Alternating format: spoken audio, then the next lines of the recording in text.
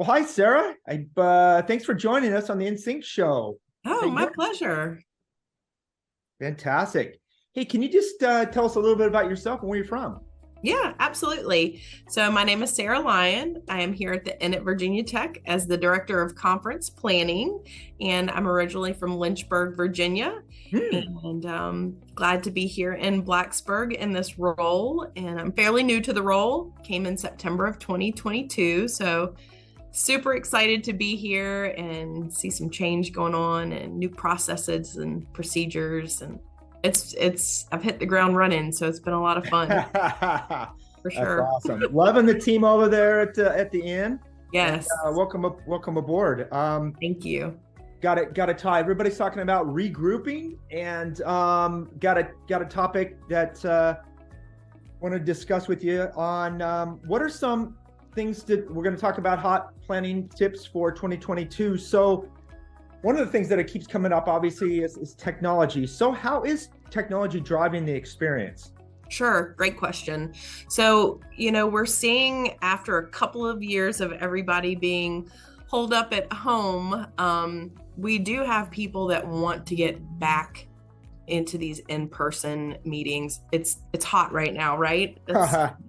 It's a trend and everybody's back in person, but that's not to say that these hybrid virtual aspects of the meetings have gone by the wayside. They're very much still a part of things, and I don't foresee them going away either. So technology is always an aspect of things. I'd say 75% of the things we're booking have a Zoom aspect to them, whether it's somebody in a remote location that just needs to be a part of it, or it's actually a hybrid event. So those components and those technology components associated with, the Zoom, the Teams, those are always at the forefront. I feel like, and these days I feel like you don't have a meeting without technology. It's very rare, so it's ever present and it's not going anywhere. No, absolutely. And, it just seems like the last couple of weeks, I'm sure you've heard all the buzz about Chat GPT.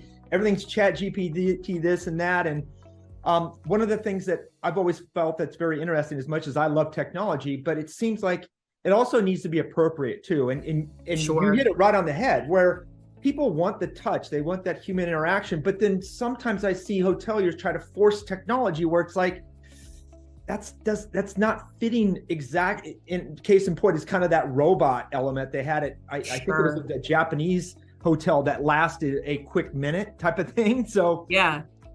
Yeah.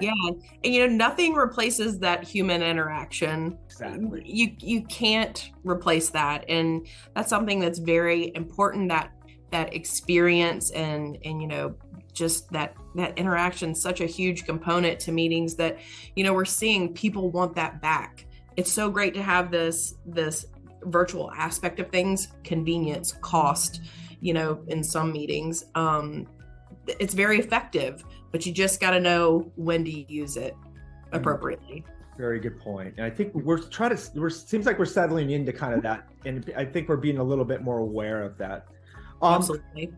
Speaking of hybrid events, I know you guys are doing an exceptionally great job. So maybe let's touch on that a little bit more. So what role is that going to take in 2023 and beyond? Yeah, like I mentioned, it is not going away. I think people have really found the convenience in it. There is, if you're getting into a big event, it can cost, right? That the cost of equipment, of manpower, labor hours, because you do need, an expert there to facilitate those things. It can be costly, right? But it's also super convenient. And depending on the size of your event, if we're just having a board meeting and I have 2 execs in Texas, then absolutely, right? That's cost effective. They're not having to fly to me, stay at a hotel, yada, yada. So again, going back to like when it's appropriate, but we see hybrid coming in is a way to really accommodate the masses, right?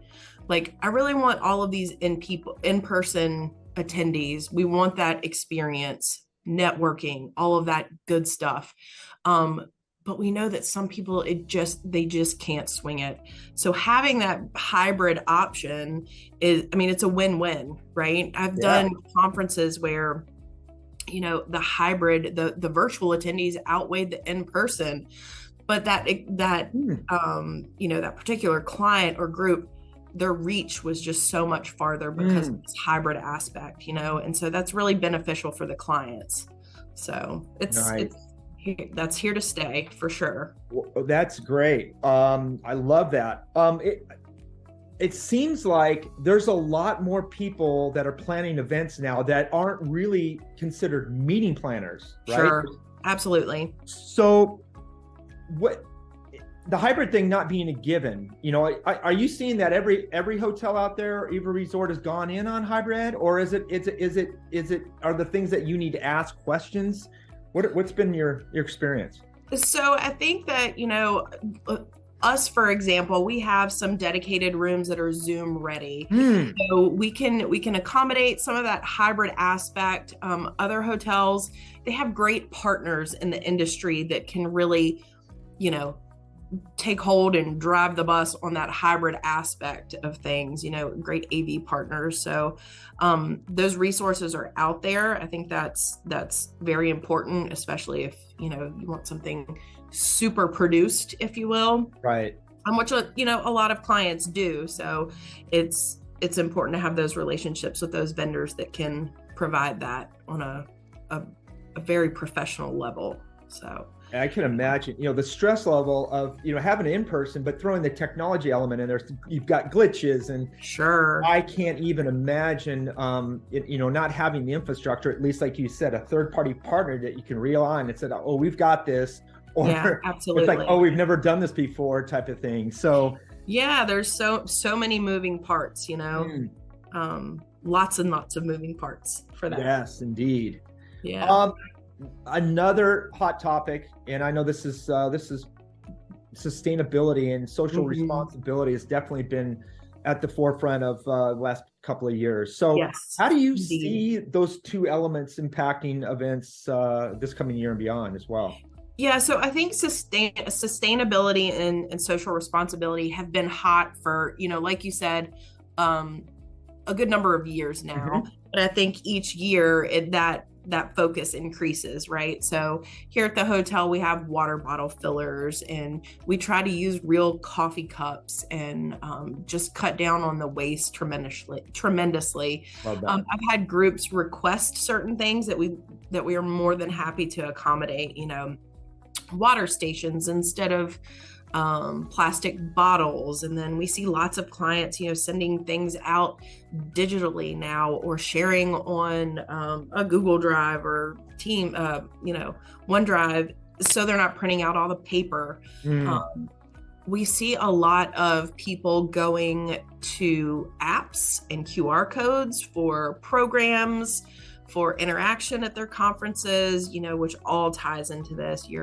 They're really concerned with what the footprint that their conference is going to leave. So I think it's at the forefront of a lot of planners, you know, minds, that what kind of carbon footprint is my event going to leave, you know, afterwards. So yeah, we're seeing that a lot. I love that. Is a lot of the conversation, is that worked into the planning pre-event, or does some of that stuff happen like when the group gets there and they're like, you know, they kind of want to make changes on the fly? Yeah, so we're seeing that in the forefront in those pre-event phases. Awesome.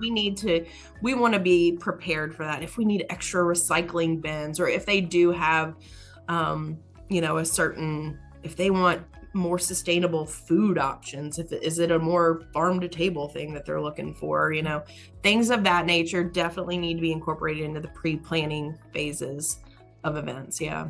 Not that we can't handle on site, you know, changes for things like that. But yeah, pre-event is preferred. That's great. What's the most common element that you see in terms of being more mindful and sustainable for events? Yeah, so I think it's a lot of people are bringing, we see water bottles all the time. And I think, being a university property and we have a lot of people from campus coming over, this is kind of like a second home. So now they know we've got the water bottle fillers. So they're going to bring their own water bottles. They're not going to dip into the plastic water bottles that we have, but we do have recycling cans for. So we see a lot of that for sure. That's great. I mean, who wants to drink out of plastic anyways, when you've got these stainless steel containers that keep the water nice and cold. So there's advantages even from the quality of water that you're tasting. Yes, exactly. We've even had, I had a group personally that was part of it was their thing. It was, they had to be super sustainable. And for their giveaways, they gave away the water bottles, like the clean canteen kind of things, and some reusable utensils and things like that. So it's definitely surfacing a lot, and it's on people's minds. That's great. Wonderful. Hey, I really appreciate you spending a few minutes with me today. Looking forward to our next conversation. Perfect. Me too. Thanks for having me.